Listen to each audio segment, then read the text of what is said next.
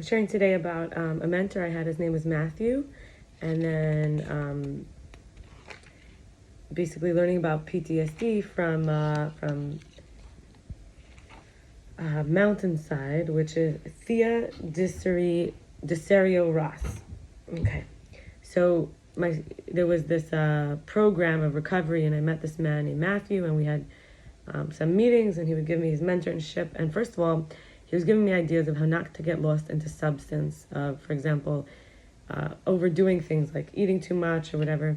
So first of all, he gave me the mantra, more will be revealed. Whenever I feel afraid of uncertainty or like I need to know already, he said, what are some of the things in which one can share that is a gift of sharing giftedness is sustainability, groundedness, spirituality, and wisdom. We can have a daily account of like the food, the exercise, the gratitude, and meet once a week, to read and talk. These are offers he gave me, but really it's about learning dignity. Dignity of choice is choosing to refrain from triggering or, activities that are not right. And in terms of food, because I was looking at, pure consumption in the food, to avoid binge foods or eating in secret, sour foods, boredom foods, high calorie, low nutrition foods, large quantity foods, extra servings, previous binge foods, junk foods, celebration foods, hoarded or hidden food. Oh, I think I said that. Junk foods, fatty foods, sugary foods, flour foods, refined carbs, fat and sugar mixed foods, eating till stuffed or sick, finishing all on the plate, devouring everything in minutes, the hiding, hoarding I said, eating because it's free or because someone cooked it, eating to celebrate or numb pain, keeping the mouth busy, eating at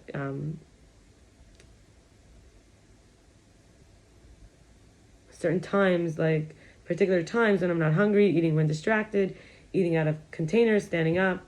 And, I wanted a balanced approach in the physical world with observational techniques versus control-based managing. And I needed some help with a candid pragmatism about this. So I did research on a food plan, like what's right. And I did things like go to meetings and did outreach, like reach out to people. And in terms of fellows, I had people, my peers, who could help me. And there were some things I learned. First of all, 3 meals a day, you get to have a life in between that. You're living in the world. And you could apply any of this to anything. It could be any process that you need to do something and you can't physically always do it. For example, if it's food, you need to eat, but you can't always eat. You have to make sure, for example, you get enough protein and you want to get whole grains instead of refined or processed. And then obviously there's foods you could say stay away. Then there's gray area. And then there's red light foods, the yellow foods, like maybes, And a lot of this was about structure, time to eat, what to eat, how much, what's the intervals between, and what's the environment, and quantities, which is one plate, not necessarily needing always seconds, leaving something, even weighing or measuring the food, basically consciousness coming into every part of the consumption. And now I'm going to move into the root of this issue, often with food or anything else, processed kind of lacking dignity, lacking measurement, lacking structure or quantity regulation, and in other words, getting away from spiritual groundedness, a wise sustainability, or a sense of being gifted and sharing giftedness.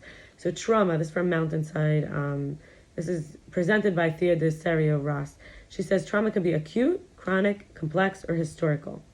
And it's not PTSD because trauma is all about perception, shock, denial, bargaining, depression, anger, acceptance.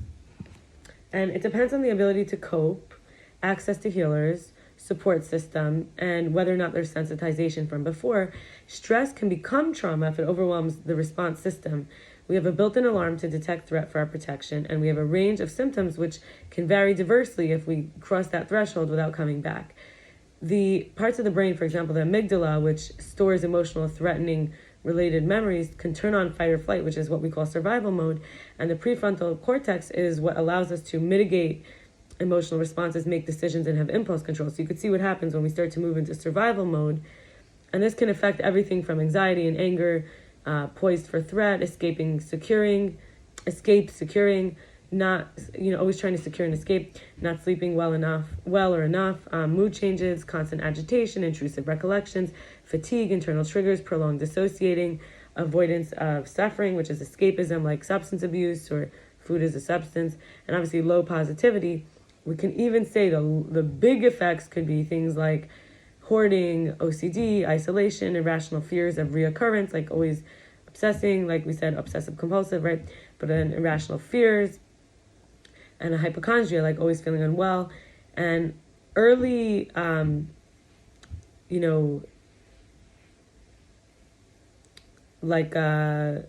instances could be like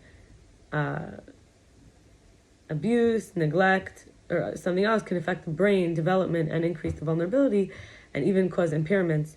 The prefrontal cortex doesn't fully form until we're in our 20s. So, when you increase cortisol and lower oxytocin, you have less maturity and higher anxiety. This can cause affective, somatic, affective meaning the affect, like emotions and presentation. Somatic, like the soma, the body sensation. Substance abuse, memory and sexual and aggression and relation issues, sexual and memory, difficulties in all of them. And cumulative exposure stresses the developing brain. So it does matter if we're affected. It's not like, just get over it. It actually can cause parts of the brain that are developing to have differences. SUD, or like subjective, basically you judge your stress level, how distressed you feel, and you give a 1 to 10. You give a subjective description, a rating. The higher numbers cause a higher risk of developing PTSD because the correlation with emotional disorders, eating disorders,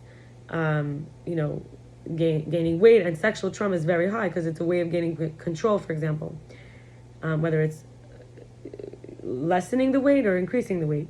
Behavioral addictions are relevant, and there's also something called vicarious trauma, which is noticing the affecting outcomes, especially with our own trauma background, and something like repeat traumatic event protocol, RTEP, and there's a lot of protocols. There's something called York's Affected Tolerance Protocol. There's Knip's Maladaptive Positive Effect and Level of Urge to Avoid Protocol. These are things to research if you're interested. Popicki's Deter Protocol.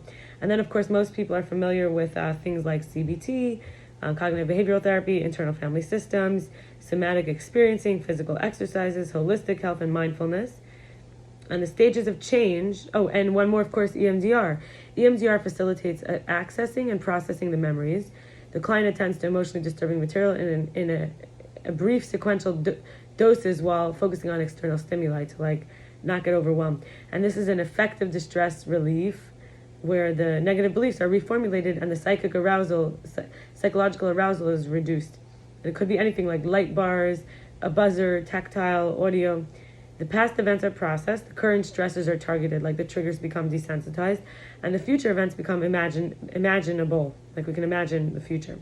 Templates can become incorporated, and the information is processed, which enhances a new association to be formed between the traumatic memory and the more adaptive memories and information.